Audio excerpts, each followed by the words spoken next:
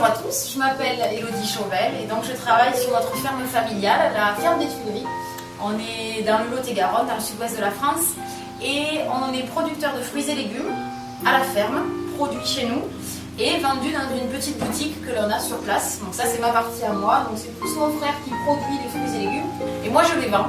Et en parallèle de ça, on a une petite activité, un atelier de fabrication de tourtières. Donc la tourtière, c'est un gâteau traditionnel du Lot-et-Garonne avec des pommes et de l'armagnac. Déjà, il y a de jolis ingrédients et la particularité de la tourtière, c'est une pâte que l'on étire sur des grandes tables pour qu'elle devienne fine comme du papier à cigarette. L'idée, c'est d'obtenir un feuilleté très très fin et ça fait un feuilleté quasiment sans matière grasse. C'est le gros avantage de la tourtière. Ici, nous avons le pâton de base qui est, alors un ingrédient, c'est très très simple. Il y a 600 g de farine, un œuf, une pincée de sel, une cuillère à café d'huile et de l'eau.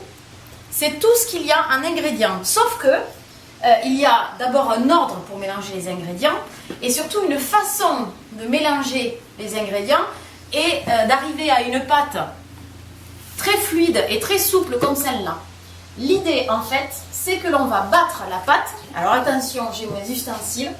Ici, on va donner à la pâte plus de 100 coups de bâton. Alors comme je disais, c'est pas juste des petits coups de bâton où on va venir taper la pâte. Non, c'est-à-dire qu'il faut prendre de l'élan et on va venir la frapper le plus fort possible. Et on va lui donner 100 coups de bâton. Et c'est ce phénomène de la frapper, de casser tous les liens qu'elle peut avoir, qui, après 3 heures de repos, grand minimum, on arrive en principe à les tirer et est-ce qu'elles viennent toutes seules quasiment sans avoir à tirer de force dessus. Donc après avoir donné vos 100 coups de bâton à votre petit bâton, donc il faut, comme je disais, le faire reposer minimum 3 heures. L'idée c'est qu'il faut absolument que le bâton soit à l'abri de l'air. Parce que si il est en contact avec l'air, ça va faire une petite croûte. Ça va se sécher sur la surface et ensuite quand on va vouloir étirer, ça va se craqueler, ça va se fissurer et on n'arrivera pas à étirer la pâte. Alors ma petite astuce à moi, c'est tout simple, ce sont des papiers, des petites poches alimentaires huilées, vous mettez votre petit bâton dedans, vous refermez et vous mettez au frigo pendant 3 heures. Et là vous êtes tranquille, il est à l'abri de l'air et il reposera très très bien pendant 3 heures. Alors, 3 heures après de repos, on va pouvoir étirer notre pâte. On va recouvrir toute la table de pâte, voilà, avec notre petit bâton d'origine. Donc on lui donne déjà un petit peu la forme de la table, on l'allonge un petit peu. Et ensuite, on va venir étirer. Alors là maintenant, il faut avoir des gestes doux, pas saccadés, voilà, des gestes tendres.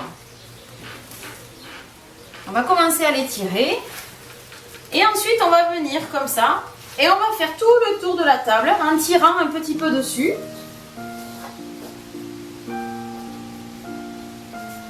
Vous voyez, c'est pas, on n'étire pas en une seule fois, il faut la laisser venir petit à petit, il ne faut pas la brusquer.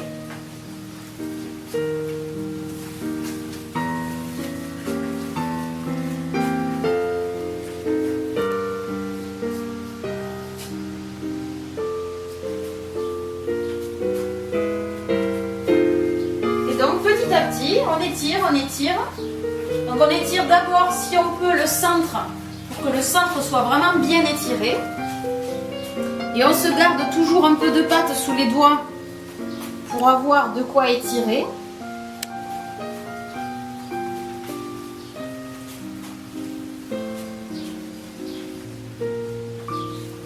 L'idée c'est vraiment d'avoir toute la table recouverte de pâte. Si possible sans trou. Là ça va être quasiment un 20 sur 20, quasiment pas de trou, mais c'est ça, c'est ce qui compte. Après des fois votre pâte fera un peu de trou, c'est pas grave. L'essentiel, il faut qu'il y ait des zones de la pâte où il n'y ait pas du tout de trou pour faire le fond du gâteau. S'il y a d'autres endroits sur les côtés, il y a des petits trous par-ci par-là, c'est pas grave, il n'y a pas besoin de paniquer, tout va bien, on va y arriver, on peut monter notre tourtière même s'il y a quelques trous par-ci par-là. Donc Donc là, on a fini d'étirer notre table. Alors, il faut imaginer, par exemple, ma grand-mère à son époque, bien sûr, quand elle faisait une tourtière, elle n'en faisait qu'une. Donc l'idée, c'était de surtout rien jeter, tout s'utiliser. Donc ici, on a sur le côté, il nous reste encore de la pâte. Donc là, l'idée, c'est de venir étirer jusqu'au dernier petit millimètre, jusqu'à ce qu'elle commence à casser, comme là. Vraiment de tout utiliser, de tout étirer. Alors c'est certain que chez ma grand-mère, quand elle le faisait, bien sûr, ça dépassait de la table. Donc ce qu'elle faisait, elle prenait des chaises qu'elle mettait de biais, elle rajoutait des linges par-dessus, la pâte venait et recouvrait. Ça faisait, mais c'était un micmac dans la cuisine. Il y en avait partout, des chaises avec des nappes, la pâte par-dessus. C'était impressionnant. L'avantage, moi, que j'ai, c'est vrai que je fais des tourtières quasiment tous les jours. Donc je m'embête peut-être un petit peu moins. C'est pour ça que ce petit côté, en fait, je le coupe. Je vais venir récupérer le reste de pâte. Donc je fais tout le tour.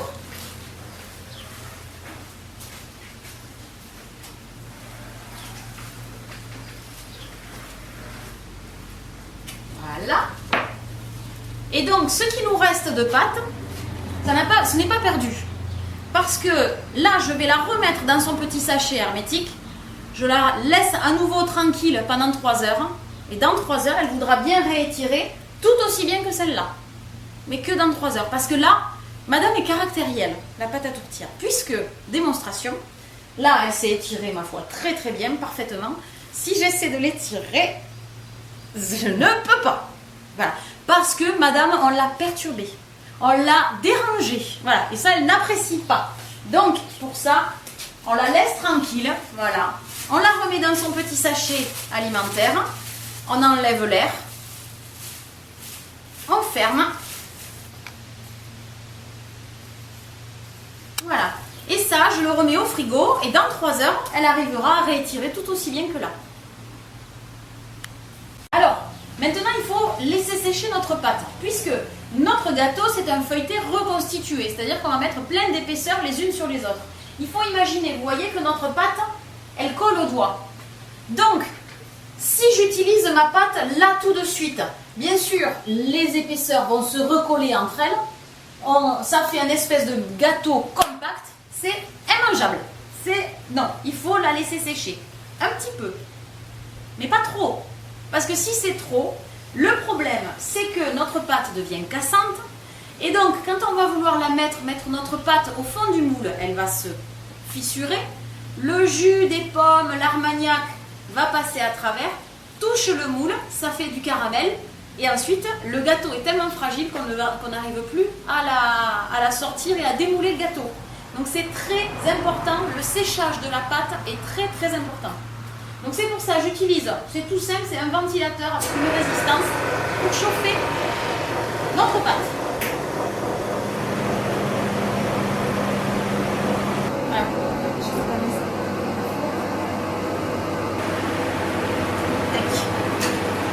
Prête.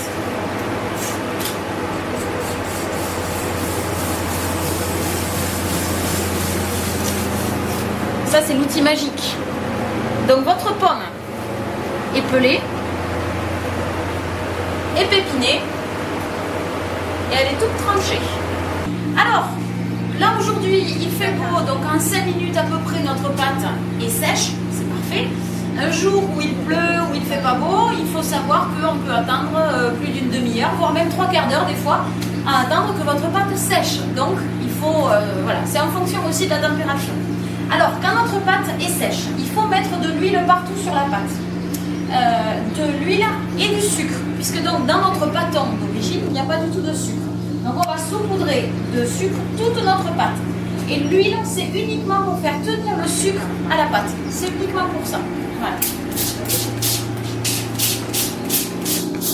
Donc on utilise des petits pulvérisateurs comme cela. Ça nous permet de mettre très très peu d'huile. Parce que l'idée, ce n'est pas de graisser la pâte, c'est uniquement de la rendre un peu collante. C'est tout. Et ensuite, on va pouvoir mettre notre sucre. Donc sucre poudre, traditionnel, normal. Et on va mettre du sucre sur notre pâte.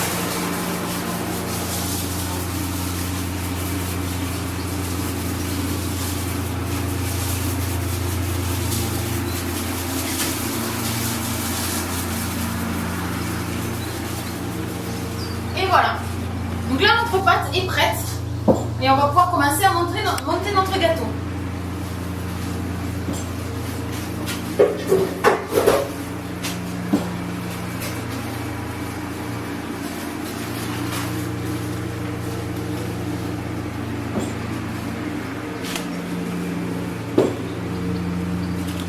Donc là, nous avons un moule traditionnel. Donc les moules traditionnels de tourtière sont des moules assez hauts, avec les bords un petit peu arrondis comme cela. Voilà. Donc ça, ce sont des moules que l'on a fait refaire par un chaudronnier, puisque en fait ça se trouve de moins en moins maintenant. C'est devenu une chose rare, les moules, les vieux moules à tourtière. Alors pourquoi je mets une petite feuille de papier aluminium? C'est parce que il faut imaginer, donc vous montez tout votre gâteau, vous le cuisez, c'est pour le démouler. Ça paraît tout bête, c'est la petite astuce. Quand votre gâteau est cuit, vous attrapez les petites oreilles du côté, vous soulevez, vous posez, votre gâteau est démoulé. Ça aide bien pour n'importe quelle autre astuce et gâteau qu'on peut avoir à faire à la maison. Alors ensuite, on va huiler notre moule.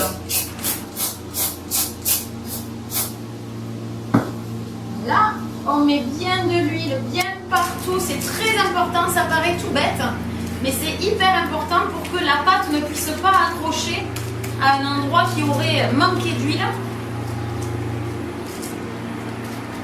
Voilà. Donc là, notre moule est prêt. Et ensuite, on va aller sur notre table.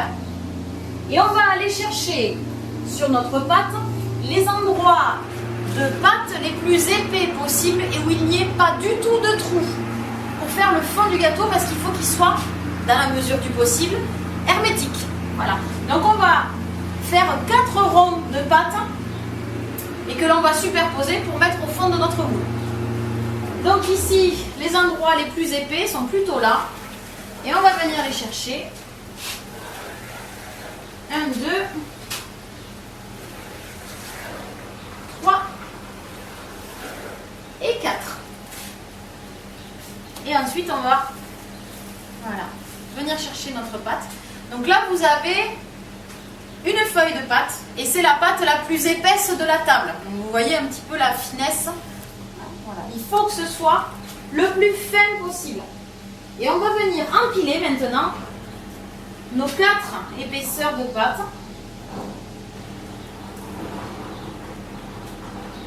Les unes sur les autres. On récupère nos 4 épaisseurs et on va venir les déposer au fond de notre gâteau.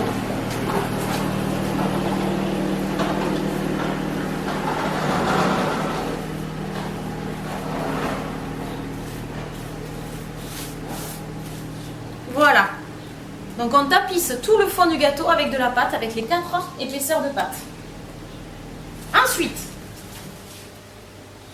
on va venir mettre nos pommes. Donc là, c'est un gâteau 6 parts à peu près. Il faut 2 belles pommes. Donc c'est ça l'avantage de ma petite machine. C'est que vu qu'elle les coupe en tranches, c'est très pratique pour venir les déposer un peu partout.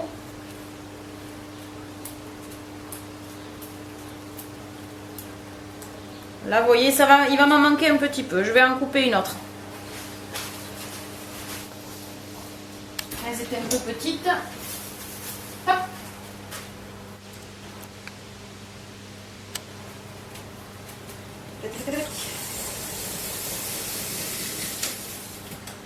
Hop.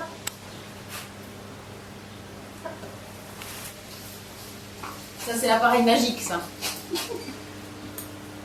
Hop, on continue. Voilà, vous voyez là, on va mettre 3 petites pommes. Voilà. Et on vient tapisser comme ça tout le fond du moule avec nos pommes. Et ensuite, c'est là qu'est le moment le plus important de toute la tourtière. Il va falloir ajouter ce qui fait le goût de la tourtière, c'est-à-dire l'alcool. Donc, il faut savoir que dans le Gers, donc le département qui est juste en dessous de nous, on utilise beaucoup d'Armagnac. Ici, dans le Lot-et-Garonne, c'est de l'eau-de-vie de prune. Nous, ici, aux Tuileries, on a fait notre petit mélange maison. Voilà, je vais vous le chercher. Voilà. Ça, c'est le petit mélange maison.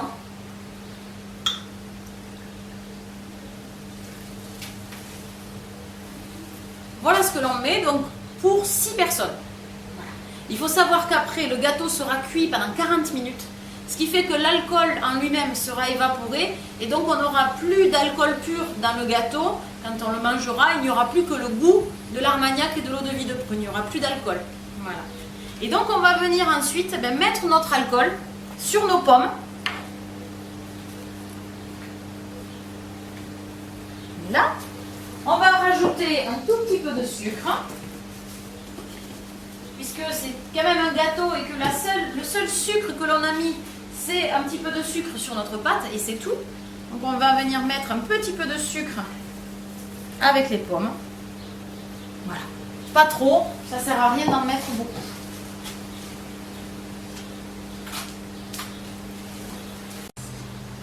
Alors, maintenant qu'on a mis nos pommes, notre alcool, l'armagnac et l'eau-de-vie de prune, un petit peu de sucre, on va pouvoir commencer à monter et à créer tout le feuilleté qu'il y a au-dessus des pommes.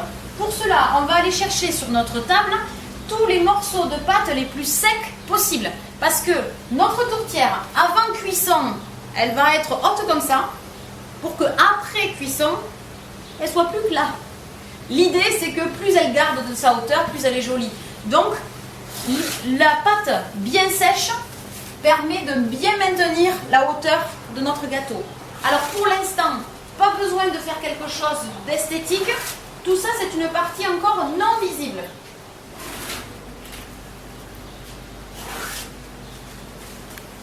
Donc on met des épaisseurs et des épaisseurs, les unes sur les autres. On recrée le feuilleté.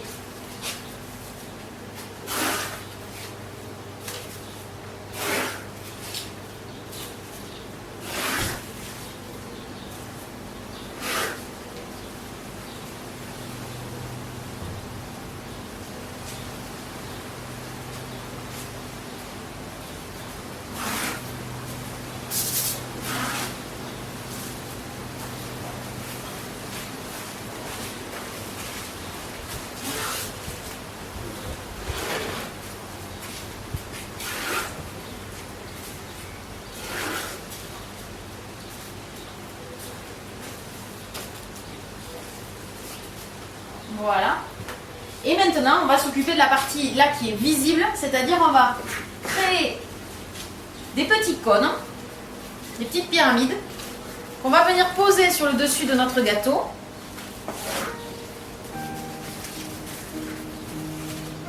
Donc on va d'abord disposer sur tous les extérieurs.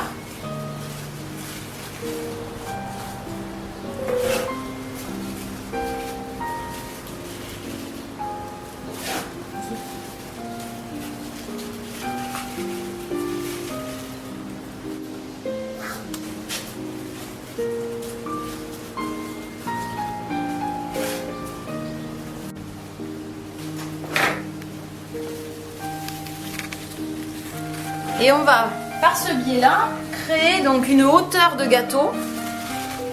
Alors après, bien sûr, là, c'est l'esprit esthétique qui rentre en compte. On peut faire un petit peu ce qu'on veut. On peut faire des petites pyramides, on peut voilà, faire des sortes de petites fleurs avec la pâte. Alors là, il fait très beau, donc la pâte sèche très bien, voire trop vite.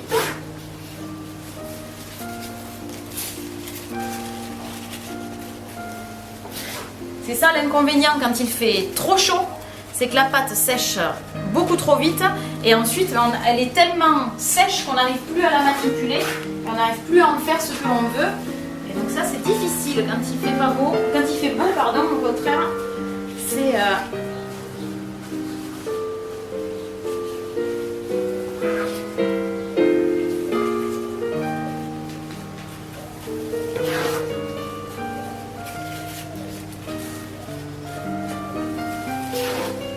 vous voyez, on va utiliser quasiment toute la pâte de la table, quasiment tout.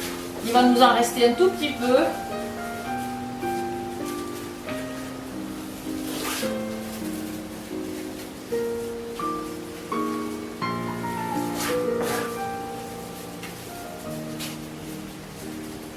Et voilà. bout d'un moment, il faut savoir s'arrêter. Sinon, on va toucher le plafond. Voilà. Donc là, notre tourtière est terminée. Elle est prête à aller au four. 40 minutes à 180 degrés. Et elle sera cuite, prête à être dégustée. Et voilà, messieurs, dames, comment on fait une tourtière du Lot-et-Garonne.